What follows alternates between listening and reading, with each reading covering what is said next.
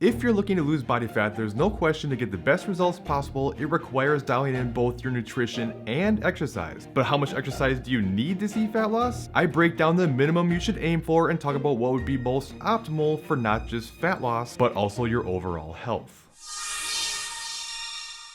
So let's just get this out of the way right up front. You technically don't need any exercise in order to see fat loss. You can absolutely see fat loss just through controlling your nutrition. In fact, I distinctly remember an old coworker of mine who went through some sort of diet, I can't remember the name of it, and he dropped like 70 or 80 pounds on this plan. But what was kind of crazy about that was when I asked him about it, if he was feeling much more energetic and feeling better, he said no. And I'm like, really? No? After all that weight loss? And he said, well, it's because I'm not doing any exercise at all. So it just kind of goes to show there's other benefits besides just fat loss that can come from regular exercise. Exercising is healthy. It's going to be good for you no matter what. In fact, there's research that shows there's plenty of health benefits to regular exercise, even if there isn't any weight loss that comes with it. Besides, if for no other reason, it can help build healthy habits in other areas. Once you start doing more exercise, it can kind of make you start wondering, okay, what else can I change? It starts getting you more motivated to do other things, maybe dial in your diet a bit better. And it's just nice to have that extra motivation. Now, of course, you can't rely on motivation. It's always going to come and go. I'm not going to get into too much detail on that because I have a future video I'm going to be doing covering this topic. But the bottom line is you should be doing at least some exercise, especially as you get older. It has so many tremendous benefits, especially if you're a female and you go through the menopause process. There's so many health complications that can come from this, like osteoporosis, you have low bone mineral density, and one of the biggest causes of death in elderly is actually falls. And because your body has gotten so weak from lack of exercise, it can't handle it. So you want to take the time now before you get there to make sure you're living a healthy life. And especially when it comes to your metabolism, research actually shows there isn't as much of a slowdown in metabolism as you probably think. It's usually around 1% to 2% per decade, and most of those losses come from loss of lean body mass. So how do you prevent loss of lean body mass or even add lean body mass to help? Well, that's utilize strength training, not just for your future health,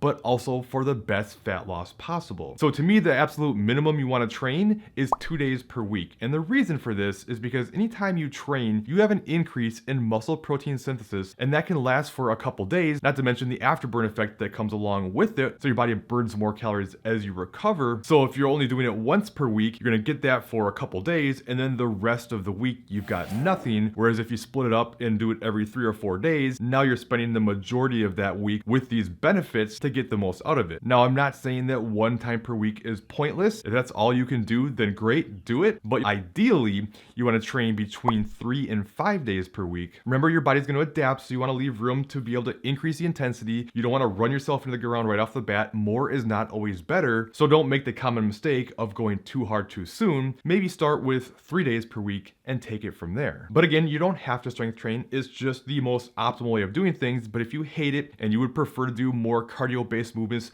that's fine. And honestly, if you just aim for 30 to 60 minutes most days of the week, maybe 5 days a week or so, you're going to get a lot of the health benefits. It's going to help create more of a calorie deficit and get you the fat loss you're looking for. It's just being sedentary has such a high correlation with health complications and all-cause mortality. So you really want to stay active, even despite any fat loss efforts you may have. In fact, there's a ton of benefit to just going for regular walks. It's probably the most underrated tool when it comes to fat loss and general health. So especially if you're doing nothing right now, just even starting with 30-minute walks 3, 4, 5 times a week is a good start. So just don't fall into the more is always better train of thought. Remember, recovery matters, and you can't recover if you're going too hard all the time. If you're not fueling the body properly and eating enough food, getting enough sleep, controlling your stress levels. But most importantly, don't look at your exercise merely as something you do to see fat loss. If you're only doing it to see fat loss, what are you going to do when you either A,